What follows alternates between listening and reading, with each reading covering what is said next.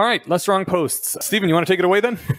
I'll get us started. We were on expressing your concerns, and this is follow-up to the Ash conformity experiment, and it talks about how being a voice of dissent can bring real benefits to a group, but it also famously has a cost, and then you have to keep it up, plus you could be wrong.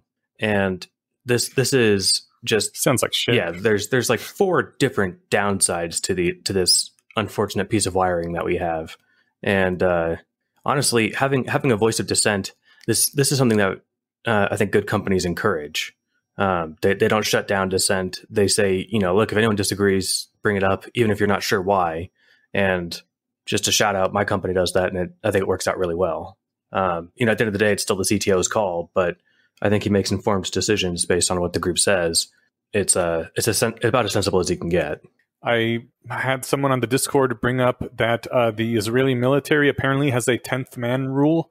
If there's 10 people discussing some course of action and the first 9 all agree to it, the 10th one has to disagree and come up with some reason why I really like that, because that removes the stigma of being like and there's a levity that you're like, ha, you got to be the disagreeer, Bob. Mm-hmm. That's interesting. I like the idea of mandating that just to have a dissenting voice. Yeah, and then I feel like 10 is a lot. Right. I'm honestly I feel like this should be a rule like in group discussions. We could try like making it a rule unless they're on groups or something. Then again, we mostly talk about video games or something, but if you're like the 4th person, you have to be like, no, Infinity War sucks or whatever. Yeah, you have to bring a hot take. So it says the most fearsome. Yeah, it says the most fearsome possibility that's raised by Ask's conformity experiment is that there's the possibility that actually everybody in the group disagrees. Nobody thinks this is the right idea, but they're swayed by everybody else saying, yes, I agree, and not realizing that everyone else thinks that too. And this is known as pluralistic ignorance. I've come across this so many times. But I'm sure you've experienced this when you finally do, give voice to it. Someone else is like, oh, I thought the same thing. I just didn't want to say. Just thinking of mostly like time at the video games company, since that was most of my career. We'd be fighting about a thing for a while, and maybe people are just exhausted by fighting about it. Maybe they've learned that no matter what they say and try to push, it doesn't matter. So the CEO will come and be like, okay, here's our new name for our game. We're going to call it Bees with the Z. I'm just making shit up. And everybody's just like, yeah, it's fine. No, seriously, does anybody dislike it? No, it's fine. And then like the day after, everybody will like be at lunch like, God, I hate that name. I know, right? Fuck. It is said that the most important lesson to take away from the experiment is to distinguish expressing concern from disagreement. Raising a point that others haven't voiced is not a promise to disagree with the group at the end of its discussion. And I really think this is one of the best parts about talking with other rationalists, is that you can do that because, God, for the most part, anytime... Oh, people take things as personal attacks way too easily. Yeah. Anytime you're like, okay, well, hold on a sec, I have a concern. They're like, oh, I see. So you're not for getting rid of racism now? I'm like, wait, what? No, I didn't say anything like that. I'm like, okay, yeah. Look at Mr. Racist over here, or whatever the case happens to be, Yeah, things get silly pretty quick when people can't express themselves, right? I think that it's valuable. You can do it in whatever, you can couch your dissent in terms of like expressing concern or whatever. But I've made a habit basically since like late in school when I finally got the confidence to like, I don't know, talk in front of a class, but asking stupid questions, or what seem to you like stupid questions, but you're probably not the only person thinking it. And good teachers and managers and whatever will recognize that. They'll encourage, if you have a question, stop me and ask, because you're probably not the only person with that question. People forget that, the distance between what they're thinking and what the like furthest person from them on the inferential distance meter in the meeting has, right? So just bringing it up is helpful. It's really weird that I keep being called in by management to consult about like what people on second shift are thinking.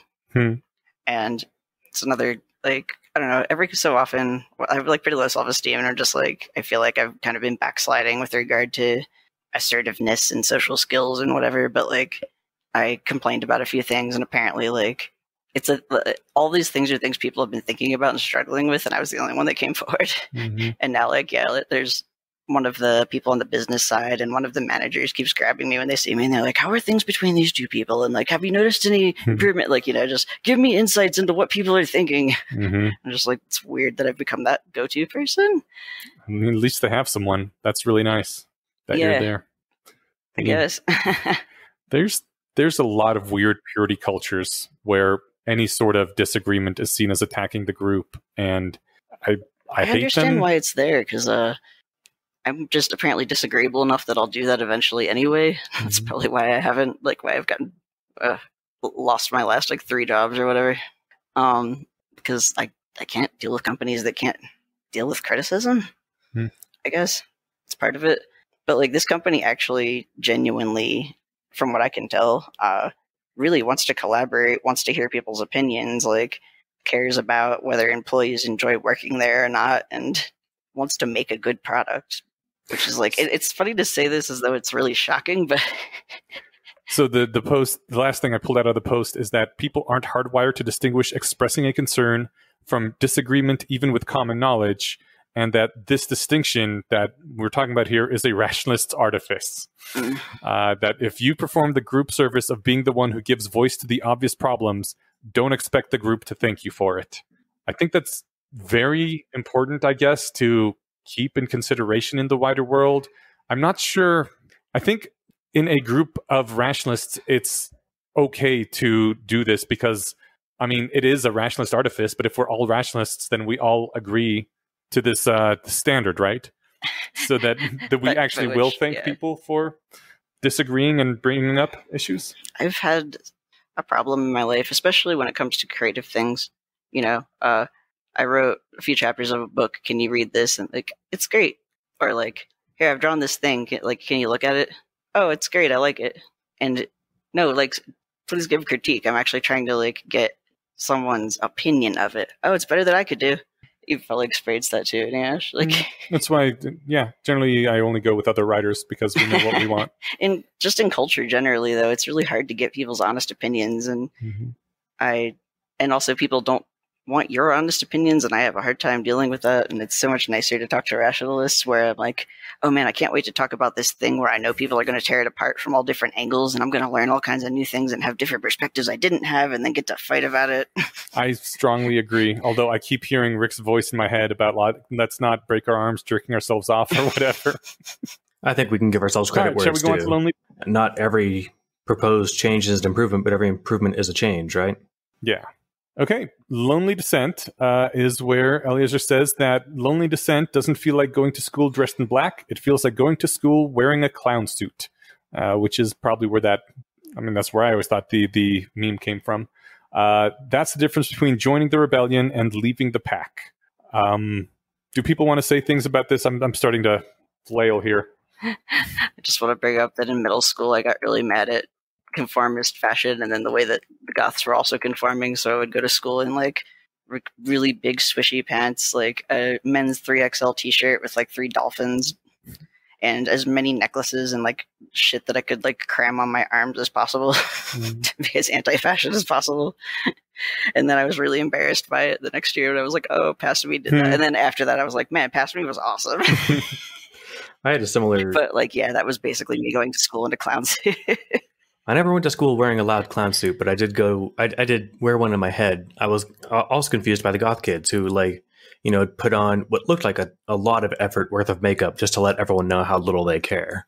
But I get, that it's a uniform for a reason, and that does communicate that message. But I like this line that it says, what takes real courage is braving the outright incomprehension of the people around you. They don't hate you for a rebel. They just think you're like weird and turn away. This prospect generates a much deeper fear, and it does. And it's weird. Like, I'd rather be on someone's radar as like, oh, there's that, the one who takes a knee during the national anthem, rather than like the one who, I don't know, whatever, stands on his head, during the national anthem, right? Mhm.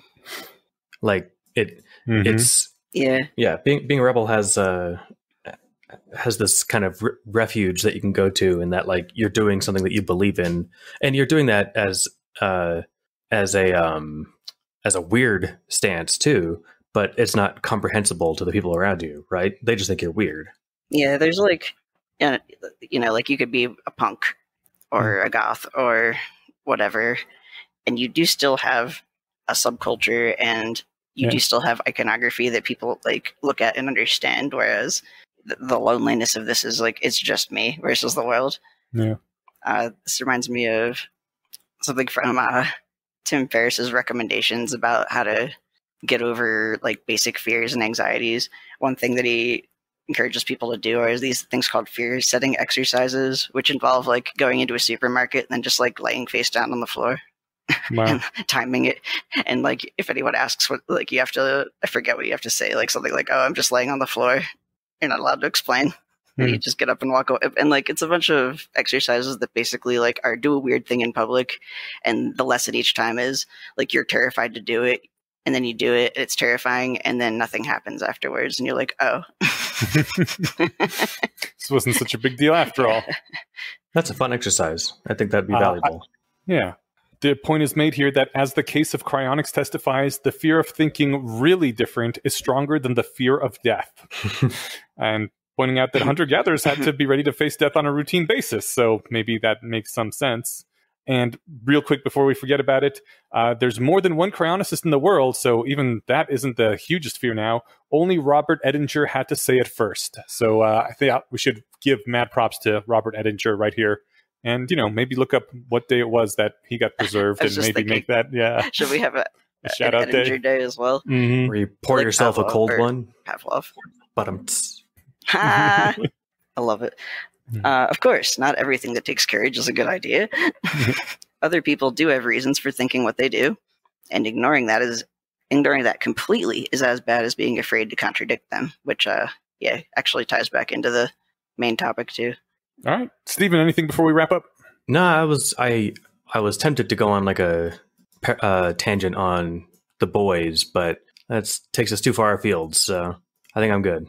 All right. I could keep talking, but it seems like you guys are tired, and I want to respect your like self-care regimens. I appreciate it. I think one of the interesting things to keep in mind during these two posts that we just read from a historical perspective is that at this time, Eliezer was trying to do something which was extremely weird and very off-putting to a large section of the scientific community and academia in general, in saying that artificial intelligence was a thing that could happen very soon, and that was a extreme existential threat to the human species. And I mean, in a way, he's sort of saying like, look, this takes a lot of courage, guys. And I think that's legit, because nowadays, like, we have entire organizations that talk about this and are looking into how to fix it. But at the time, he was one of the very first people. He was it was him and like some sci-fi authors. Yeah. He was certainly one of the first people to do it loudly, publicly, seriously, non-anonymously, and really try to push it in the real world, not just like in a science fictional sort of setting.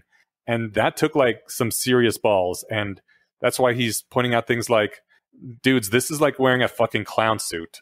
This is scary as shit, but sometimes you have to do that. And I want everyone to remember that sometimes you do have to have courage to say these kinds of things and not get hung up by, oh, it looks so weird, other people are going to shun me.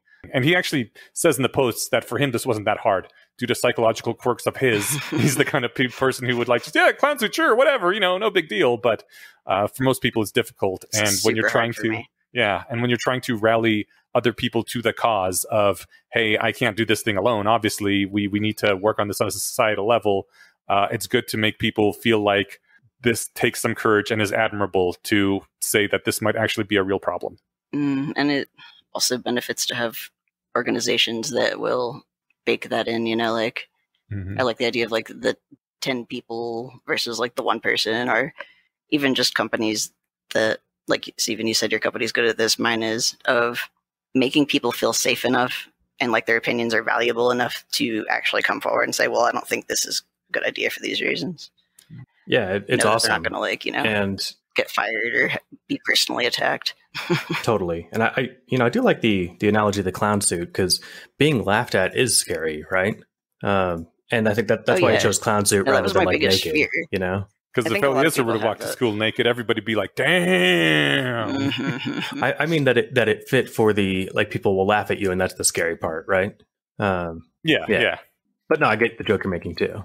Well, for next time, we have to lead, you must stand up, and cultish counter cultishness.